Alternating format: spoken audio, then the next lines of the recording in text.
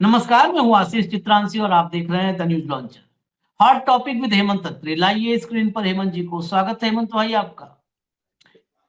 हमने पिछले करीब 1 डेढ़ महीने से सार्वजनिक तौर पर अपने दर्शकों के बीच में भी मैंने कहा है कि अब सुप्रीम कोर्ट से जो टिप्पणियां वगैरह आती है ना, वो झकझोर देने वाली, दिल को झकझोर देती हैं। ऐसा लगता है कि अब आज ही से भारत बदल जाएगा। ऐसी टिप्पणियों पर कोई शो नहीं करेंगे, कोई कार्यक्रम नहीं करेंगे, कई बार नहीं। हमारे दफ्तर में भी जो हमारे कई साथी हैं, वो भी बीच-बीच में आते हैं कि अभी कल परसों में वो जो है, कल भी आए कि गवई ने कहा है कि एकदम आखिरी व्यक्ति तक इंसाफ न्याय पहुँचना चाहिए। इस पे तो करिए भैया एकदम बढ़िया। हम कह रहे माफ़ करो, ये 2 दिन बाद जाने वाला व्यक्ति, वो 2 दिन बाद फूल माला कोई डाल दे इसकी व्यवस्था में लगा हुआ व्यक्ति है। 6 महीने में जिसने कुछ नहीं किया, विदाई के बेलम कह रहा है आखिरी पायदान पे खड़े व्यक्ति को इंसाफ मिलना चाहिए। अरे आखिरी पायदान पे खड़े व्यक्ति को मतदान का अधिकार जा रहा है। वहाँ तो पूछ नहीं रहे हो, सूर्यकांत के दे दियो सुनने के लिए। खैर, हम ये भूमिका इसलिए बनाए 1 मिनट का कि आज हम अदालत की टिप्पणी पर नहीं, एक फैसले पर करेंगे चर्चा। यह भी ज़रूरी है, जब समाज में नकारात्मकता बढ़ रही हो और कोई इक्का-दुक्का ऐसा दिखे कि नहीं भई, एक आदमी का है जिसकी रीढ़ सीधी है, तो करना पड़ेगा। जैसे जस्टिस अभय एस ओक, उनकी चर्चा हम लोग वो थे तो करते थे। उनके ही साथी थे, क्या नाम उनका, जो उनके बेंच में ही उनके अक्सर पार्टनर रहते थे, नाम भूल रहा हूँ, अभी भी वो बहुत जोरदार जज हैं। जस्टिस भुइया। जस्टिस, हाँ, तो जस्टिस उज्ज्वल भुइयां, नाम मिस कर गया। अच्छा हुआ, धन्यवाद आपने याद दिलाया। जस्टिस उज्ज्वल भुइयां, उज्ज्वल भुइयां की बात आती है तो भी मैं बड़ा वो रहता हूँ कि भाई ना, ये तो करेंगे, चर्चा करेंगे। आज जस्टिस अमानतुल्लाह की हम चर्चा कर रहे हैं। एक ईमानदार जज ने मोदी और शाह की बखिया उधेड़ दी, धज्जी उड़ा दी। बिल्कुल साफ शब्दों में फर्जी और नाकारा अफसर, इंस्टीट्यूशंस जो मोदी की एजेंसियां हैं, रगड़ दिया कोर्ट में। वकील साहब भी उसमें बच नहीं पाए। तो पूरी खबर हम शुरू करते हैं, हेमंत जी के साथ चर्चा भी करेंगे। तो सबसे पहले आपको खबर दिखाते हैं। खबर लाइए भैया, खबर लाइए फटाफट।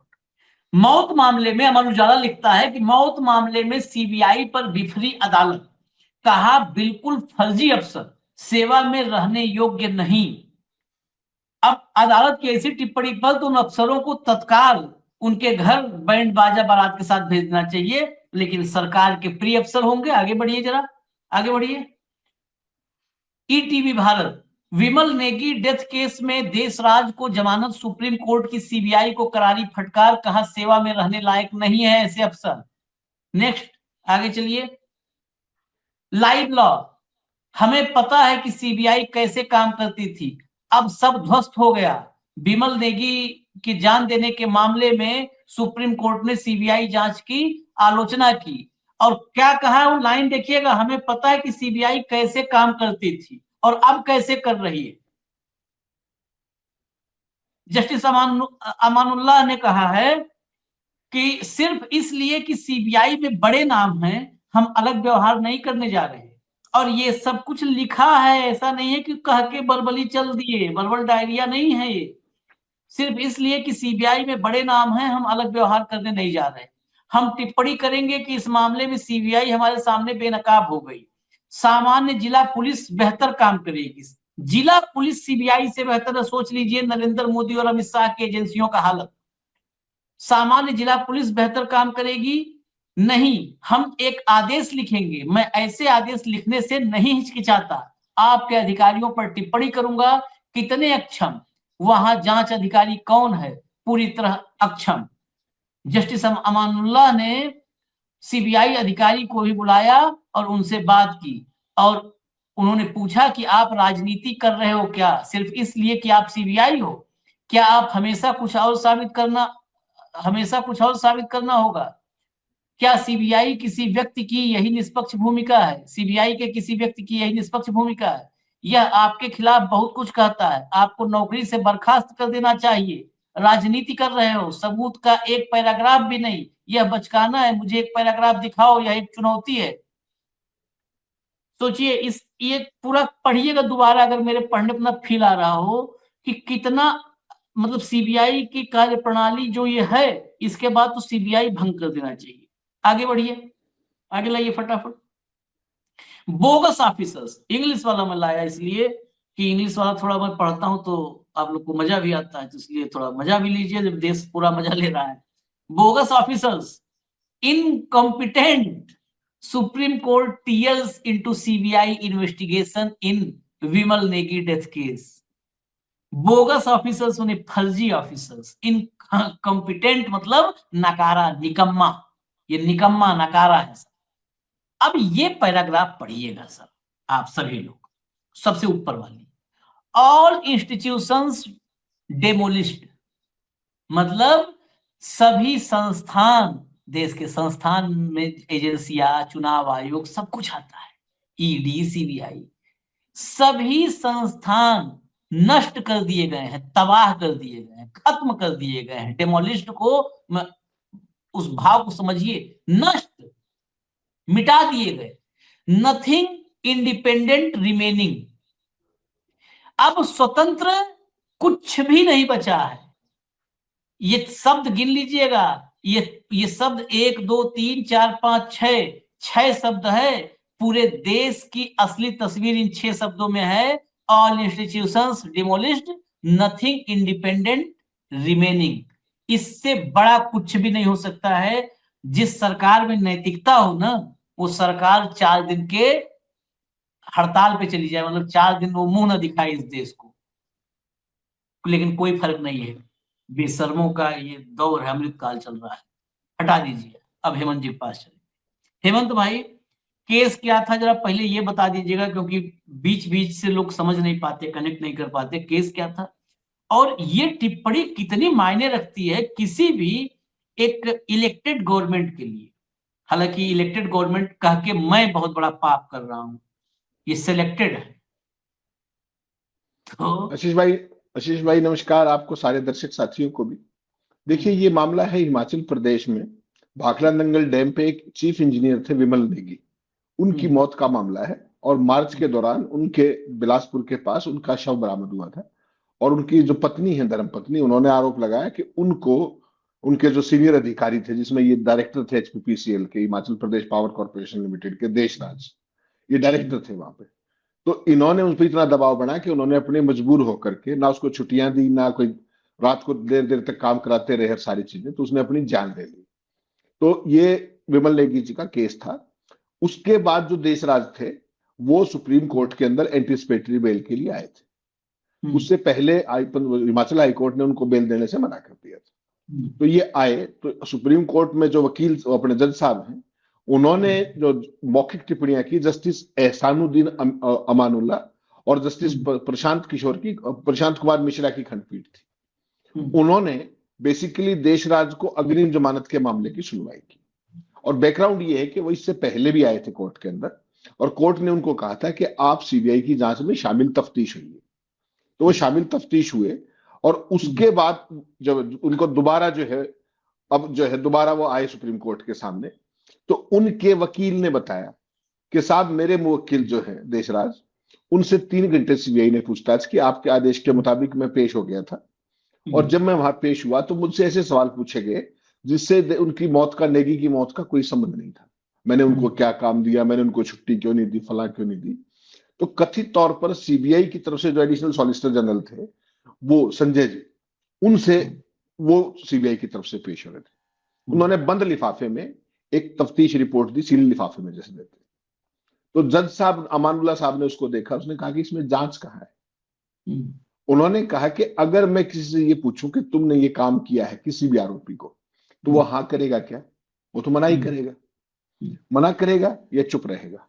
तो आप क्या सोचते हैं कि वो हाँ कर दे आपके कहने से तब, और नहीं कर चुप रहेगा तो जांच में सहयोग नहीं किया? ये आप क्या तफ्तीश कर रहे हैं? इस पूरी रिपोर्ट पे सबूत कहाँ है? सबूत तो कोई भी नहीं है। जांच का कोई कंटेंट तो इसके अंदर कोई भी नहीं है।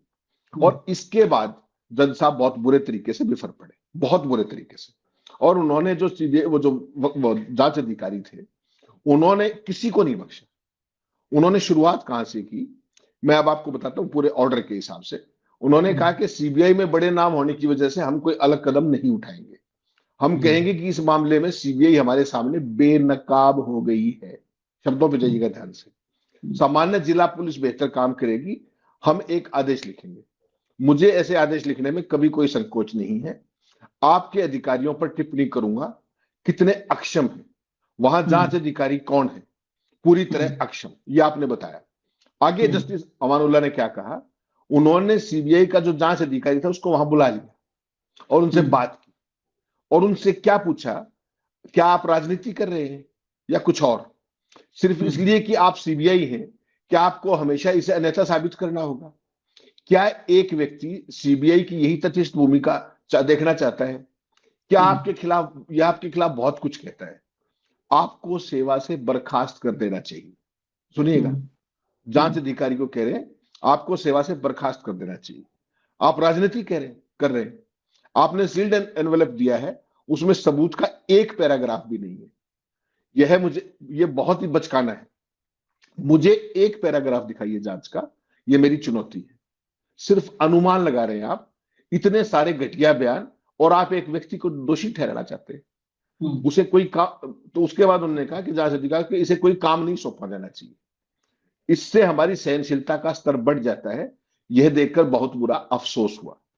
पूरी तरह से अक्षमता है ये। आप केवल गैलरीज के लिए प्ले कर रहे हैं, किसी को खुश करने के लिए प्ले कर रहे हैं। प्लेइंग टू द गैलरीज कहते हैं ना अंग्रेजी। ये शर्मनाक है। कुछ सालों में, आप ध्यान से सुनिएगा, उस अधिकारी को कह रहे हो, कुछ सालों में आप रिटायर हो जाएंगे, तब तक अपनी गरिमा बनाए रखें, अपनी पूंछ को इधर उधर लटका के रिटायर हो। आप अब हमें कैसे अधिकारी मिल गए हैं? यही कारण है कि सीबीआई आज इस स्थिति में आ गई है कि कोई आप पर भरोसा नहीं करता। आप सिर्फ निशाना बनाना चाहते हैं, क्यों? और फिर चुप हो गए हो। मुझे पता है कि सीबीआई कैसे काम करती थी। क्या शानदार सत्र था, हर किसी को अपनी बात कहने का अधिकार था। अब सब ध्वस्त कर दिया गया है। बहुत दुखद स्थिति है। ध्यान से सुनिएगा ये लाइन, बहुत दुखद स्थिति है। सभी संस्थान ध्वस्त कर दिए गए। उन्होंने आदेश दिया, याचिकाकर्ता के वकील, विद्वान वरिष्ठ वकील सिद्धार्थ दवे को हमने सुना। हमारे पिछले आदेश के अनुसार सीबीआई के अतिरिक्त solicitor general Shri SD. Sanjay ने एक सीलबंद लिफाफे में एक रिपोर्ट प्रस्तुत की। हमने इसका अध्ययन कर लिया है। इसे विद्वान अतिरिक्त सॉलिसिटर जनरल को वापस कर दिया गया है। हम इस पर टिप्पणी नहीं करना चाहते क्योंकि जांच अभी जारी है। हालांकि हम पाते हैं कि याचिकाकर्ता ने अब जांच में सहयोग किया है। इस मामले के तथ्यों और परिस्थितियों को देखते हुए अंतरिम आदेश को निरपेक्ष बनाने की आवश्यकता है। तदनुसार आज से 3 सप्ताह के भीतर निचली अदालत में गिरफ्तारी या आत्मसमर्पण की स्थिति में याचिकाकर्ता को संबंधित अदालत द्वारा लगाए जा सकने वाले नियमों और शर्तों के अधीन जमानत पर रिहा किया जाएगा। यानी कि अग्रिम जमानत मंजूर कर दी, provided certain conditions as laid down by the concern court. तो ये सारे का सारा, यह कहने की आवश्यकता नहीं है कि याचिकाकर्ता जांच मुकदमे में सहयोग करेगा और इसका कोई भी उल्लंघन उसकी जमानत रद्द करने का आधार होगा। ये ऑर्डर पूरा डिटेल्ड ऑर्डर है जो जस्टिस अमानुल्लाह ने लिखा है। तो इसमें बहुत सारी बातें आपने देखी कि किस तरीके से जस्टिस अमानुल्लाह इंस्टीट्यूशंस को बर्बाद होने की बात कर रहे हैं। सीबीआई की साख को लेकर के वो चिंतित है कि वो they are playing to the galleries, किसी को खुश करने के लिए, दर्शकों के लिए खेल रहे हैं, मेरिट पे काम नहीं कर रहे। उन्होंने कहा कि किसी भी अभियुक्त से जब आप पूछताछ करोगे तो तथ्यों के आधार पर पूछताछ करोगे। इसका मतलब ये नहीं है कि आशीष चित्रांशी को पकड़ा और बताइए ये किया कि नहीं, तो हाँ कौन करेगा? हमेशा मना ही करेगा या चुप रहेगा। तो उन्होंने कहा कि चुप रहना भी तो अधिकार है। उस अधिकार को कैसे छीन सकते हैं आप किसी से? आप सबूतों के आधार पर, तथ्यों के आधार पर कोरिलेट किए ना चीजों को। आप ये क्या बचकाना सवाल कर रहे हैं? आपसे तो लोकल पुलिस बेहतर है। और ये सारी टिप्पणियां बेसिकली सीबीआई जांच की क्वालिटी पर, और ये सेंसिटिव केस आपको पता है, विमल नेगी का केस बहुत ही चर्चित केस है हिमाचल प्रदेश के अंदर, क्योंकि पावर कॉर्पोरेशन का केस है। एमडी के ऊपर जो मृतक है उनकी पत्नी के आरोप है और ये लगातार चर्चित रहा है पूरे का पूरा। टू दैट एक्सटेंट के ये डायरेक्टर थे जो देशराज, जिनको जमानत मिली, इनको हिमाचल हाईकोर्ट ने जमानत देने से भी मना कर दिया था। तो पूरे का पूरा एक सेंसिटिव मामला है। एक सीनियर और जूनियर के बीच के संबंध और ब्यूरोक्रेटिक वो सारी की चीजें हैं, और उसमें इस तरह की जांच पर टिप्पणी, ये तो आप सोचिए, सीबीआई तो बेसिकली इसी तरह के केसेस की तो एक्सपर्ट है। तभी तो आप हाँ पूरे हाँ। देश में देखते हैं कि भाई ये केस हमारा सीबीआई को दे दीजिए। पीपल एक्सपेक्ट कि भाई न्यूट्रल जांच हो जाएगी, कोई लोकल प्रेशर नहीं होगा, ये सारी चीजें। और उस पर सुप्रीम कोर्ट के इतने सीनियर जज और डबल बेंच अगर इस तरह की टिप्पणियां कर रहे हैं, तो आप क्वालिटी ऑफ इंटेरोगेशन की कल्पना कर सकते हैं। और जब वो ये कहते हैं इसी रॉ में कि सभी संस्थानों को ध्वस्त कर दिया गया है, वो सबसे महत्वपूर्ण लाइन है कि सीबीआई कैसे काम करती थी, सीबीआई का भी बेड़ा गर्क और सारे इंस्टीट्यूशंस का भी बेड़ा गर्क। ये देश की जो आज की मौजूदा स्थिति है, जो मैं और आप रह रहे के चर्चा करते हैं अलग अलग उस पर, उसका एक सारगर बीत, ये अच्छे शब्द है, उसको जो आपने जिस तरीके से प्रेजेंट किया, एग्जैक्टली ये वही चीज है। और इसके बाद जब उन्होंने कहा कि जो अधिकारी, ऐसे अधिकारी को बर्खास्त कर देना चाहिए, सुप्रीम कोर्ट कह रहा है, सुप्रीम कोर्ट कह रहा है, तो पूरी की पूरी सीबीआई के कामकाज पर कहीं ना कहीं इंडाइक्टमेंट है। ये अपने आप में बहुत गंभीर है, चिंतनीय है। और देश की प्रीमियर एजेंसी अगर इस तरीके से काम करेगी, तो आप सहज कल्पना कर सकते हैं कि हम किस तरफ जा रहे हैं। Are we going heading towards being a banana republic और समथिंग एल्स, ये दर्शक तय कर ले। मैं इसमें और थोड़ा जोड़ देता हूँ। मेरे लिए सबसे इंपॉर्टेंट वो लाइन थी, क्योंकि वो हम लोग भी बोलते हैं। सबसे महत्वपूर्ण लाइन वही थी, हम लोग लगातार बोलते हैं, लेकिन हम मान लिया कि कम बुद्धि के हैं, उतना नहीं नॉलेज है। लेकिन जस्टिस अमानुल्लाह तो नॉलेजफुल है ना। वही बात हम तो रोज बोलते हैं कि देश की सारी संस्थाओं का नाश कर दिया, सबका नाश कर दिया, सबको मुट्ठी में कैद कर लिया। जिनको मतलब जो प्रीमियर इन्वेस्टिगेटिव एजेंसीज हैं, उनको भी कठपुतली बना लिया है अपने अपने टूल की तरह कि हमारे फायदे के लिए काम करो। अभी कहा ना हेमंत भाई ने कि जिसकी एक्सपर्टीज है, उनको जिस मामले में एक्सपर्ट है, वही काम नहीं कर रहे। सीबीआई प्रीमियर एजेंसी, देख लीजिए हाल आपने सुना। ईडी फिनेंशियल क्राइम की प्रीमियर एजेंसी है, लेकिन ईडी का कन्विक्शन रेट कितना है हेमंत भाई? 0., वो एक भी नहीं, 0.4। सोचिए आप, मतलब अगर 200 मामले हो तो भी एक कन्विक्ट नहीं होगा, 0.8 होगा। एक आदमी, एक पूरा का पूरा आदमी दोषी करार देने के लिए 250 मामले चाहिए, उसका कन्विक्शन रेट इतना है। 250 आदमी, अगर 250 लोगों पे वो के खिलाफ जांच करेगी, तो एक जो है कन्विक्ट निकलेगा।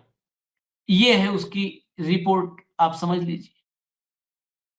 कितने जिस हाई प्रोफाइल केस को ईडी ने उठाया, सब में, कहते ना कोर्ट में, उसमें सब में बेइज्जत खुद को करवाया है। लेकिन बेइज्जती से तो कोई फर्क ही नहीं पड़ता है। बेसिकली जब आप जगह जगह घूम घूम के बेइज्जत होते हैं, तब आप वहां पर जो सर्वोच्च शिखर पर बैठे हुए राजा साहब हैं, तब वहां पर आपकी गुड बुक में जो है एंट्री होती है।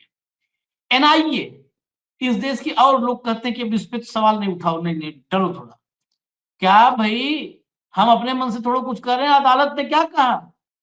प्रज्ञा को, पुरोहित को जब रिहा किया, तो क्या कहा एनआईए की जांच को? हेमंत भाई आपको पता है ना, आप तो ये मामले तो आप तो लगातार करते हैं, पढ़ते रहते हैं। का बताओ, 33 नंबर नहीं खोज पाए भैया। जिस मोटरसाइकिल में, बाइक में ब्लास्ट किया गया था, तो आपको जब साबित करना होगा, तो यही सब तो एविडेंस ले जाने होते हैं। अब एनआईए वो एनआईए है जो अभी देखो, अभी तुर्की से लेकर के मंगल तक दुनिया भर जांच कर रही है। भाई साहब, जिस मोटरसाइकिल से ब्लास्ट हुआ, उसका 33 नंबर नहीं निकाल पाए। और हम, मुझे लगता है कि गांव, कस्बा, देहात, जो आदमी स्कूल नहीं गया, वो भी जानता है 33 नंबर मोटरसाइकिल में कहाँ लिखा होता है, वो भी करीब करीब जानते हैं। हम लोग गांव देहात में मोटरसाइकिल 33 नंबर पूछो तो तुरंत मोटरसाइकिल के नीचे बैठ करके झांक करके मोटरसाइकिल में कहाँ 33 नंबर लिखा, इंजन नंबर कहाँ लिखा। इससे ज्यादा, और वो हमारी प्रीमियर, हमारे देश की सबसे बड़ी जांच एजेंसी है एनआईए, सबसे बड़ी। 33 नंबर नहीं मिला भाई साहब, क्या करें इन पे? इनके लिए क्या कर सकते हैं आप?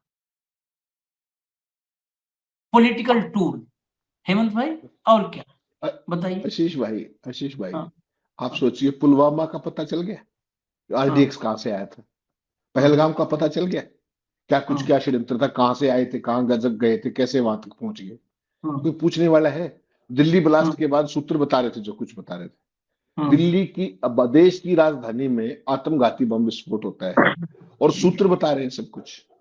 सोचिए आप, ये हमारी जांच एजेंसियां जो है, ये खासतौर पर देखिए दिल्ली पुलिस, जो मैंने देखा है अपने कैरियर में, दिल्ली पुलिस बहुत ही प्रीमियर एजेंसी, बहुत ही।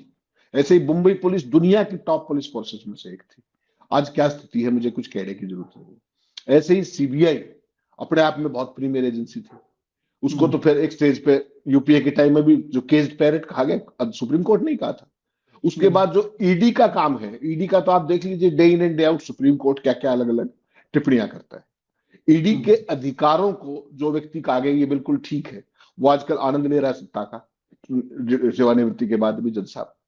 तो ये पूरा जो जस्टिस अमानुल्लाह ने एक सारगर में टिप्पणी 3 ही शब्दों में की है, उन्हीं 3 शब्दों को मुझे लगता है हमें यूज करना चाहिए कि ऑल इंस्टीट्यूशंस डिमोलिश्ड। ये 3 शब्द आज के जो देश की प्रेजेंट सिचुएशन है, इससे बेहतरीन का विवरण नहीं हो सकता। All institutions demolished. इसको मैं और आप यूज करते हैं, सारे के सारे वो लोग जो इस देश की व्यवस्थाओं से चिंतित हैं। हमें कोई चुनाव नहीं लड़ना, हमने कोई मोदी जी के विरोध का ठेका नहीं ले रखा है। जब भी कभी होता है तो कांग्रेस का भी उतना ही विरोध हम करते हैं, जो भी पार्टी सत्ता में उसका विरोध करते हैं, वो सवाल नहीं। लेकिन जिस तरीके से इंस्टीट्यूशंस को जेबी बना लिया गया आशीष भाई, वो अपने आप में चिंतित है। तो आपने कहा ईडी का कन्विक्शन रेट, ईडी का कन्विक्शन रेट प्री मोदी इरा और पोस्ट मोदी इरा 2014 से अब तक निकाल लीजिए, पार्लियामेंट के अंदर जितने भी सवाल जवाब है समझ में आ जाएगा आपने जो कहा कि उतना ही है वो कन्विक्शन रेट। लेकिन एक चीज की गारंटी है, जिसके पीछे ईडी लगी वो गया, उसका कैरियर गया और उसकी कोई जवाबदेही बचेगी नहीं। केजरीवाल का आपने देखा, हेमंत सोरेन का देखा किस तरीके से सीएम भाई, सीएम को गिरफ्तार कर रहे हो, इनको पहले वो नहीं ली, परमिशन नहीं ली, बताइए दिल्ली। जब आप कहते हो कि मनी लॉन्ड्रिंग आजकल सबसे मुख्य आरोप, 2 ही केस चल रहे हैं आजकल देश के अंदर। एक तो आपको पता है कि देश का विरोध, जो देशद्रोह जिसको आप कहते हैं, देशद्रोह आजकल सबसे कॉमन धारा है, और दूसरी है मनी लॉन्ड्रिंग। मैं तो आपसे ये पूछता हूं कि मनी लॉन्ड्रिंग के लिए मनी भी तो होना चाहिए। प्रियंका गांधी सोनिया गांधी वाले केस के अंदर जो उसका है एजेएल का, उसमें कोई 1 रुपए का ट्रांजेक्शन नहीं है, एक सिंगल पेनी का, कहते मनी लॉन्ड्रिंग कर दी साहब। केजरीवाल ने मनी लॉन्ड्रिंग की हो, उनके डिप्टी सीएम मनीष सिसोदिया ने, तो पैसे की ट्रेल दिखाओ ना भाई, कहां है मनी की ट्रेल? हेमंत सोरेन का ट्रेल दिखाओ ना। लेकिन जो एक बार हत्थे चढ़ गया, जिसपे ये लग गया, देशद्रोह लग गया, उसका हाल देख लीजिएगा। जिसपे मनी लॉन्ड्रिंग लग गया, उसका हाल देख लीजिएगा। तो इसको कहते हैं अंग्रेजी में कि जो एजेंसियों को वेपनाइज करना, कि वो एक ऐसा अचूक हथियार है। आशीष चित्रांशी का इलाज करना है, कुछ नहीं करना, मनी लॉन्ड्रिंग लगा दो, घूमते रहो। आप कहोगे साहब मेरे पास तो पैसे ही नहीं थे, भला इसीलिए तो नहीं थे, तो भी मनी लॉन्ड्रिंग और कुछ नहीं, देशद्रोह लगा दो। और उस दिन फ्लैश शो में ये बोला था। तो इसको weaponization of the whole thing system कहते हैं। ये अपने आप में खतरनाक है। और भारत जैसी डेमोक्रेसी, वर्ल्ड फेम डेमोक्रेसी, दुनिया की सबसे बड़ी डेमोक्रेसी, जिन परिस्थितियों में गुजर रही है आज, फिर मैं पूरे अदब के साथ एक बात कहना चाह रहा हूं, हम एक बनाना रिपब्लिक होने की तरफ बहुत तेजी से बढ़ रहे हैं। एक इलेक्टरल डेमोक्रेसी से एक इलेक्टरल ऑटोक्रेसी की तरफ आप बढ़ रहे हैं। इस पे किसी का ध्यान नहीं आज की तारीख में, लेकिन जब ध्यान जाएगा पछताएंगे बहुत। अभी तक सारा विपक्ष चिल्ला रहा था बिहार को लेकर के, आज तो प्रशांत किशोर ने देख लिया आपने, आज तो वोट चोरी उनको भी याद आ गई, उनको भी वोटिंग के पैटर्न याद आ गए। चुनाव में नहीं आए थे, उनको पैटर्न याद। वो तो इतने बड़े बड़े मोदी जी से लेके पता नहीं किस किस के इलेक्शन के कैंपेन मैनेजर थे, वो सब कुछ कैंपेन संभालते थे। तो ये समझना पड़ेगा कि ये जो मुद्दे मैं और आप उठाते हैं ना, वोट चोरी से लेकर के सारा, हमारा किसी के प्रति विरोध नहीं है, हमारी लोकतंत्र के प्रति आस्था है, इसलिए हम ये चर्चा करते हैं दर्शकों के सामने। किसी से कोई, अगर कल को कांग्रेस करेगी तो इसी स्वर में होगा, ये भी सवाल वो नहीं, सवाल लोकतंत्र की आस्था का है। और वो आस्था बनी रहे हम सब की और इस देश की, उसी में भलाई है। वरना इतना बड़ा देश, उसको बिना डेमोक्रेसी के आप नहीं चला सकते। We are not Pakistan, we are not Sri Lanka, we are not Bangladesh, we are not Nepal, we are India.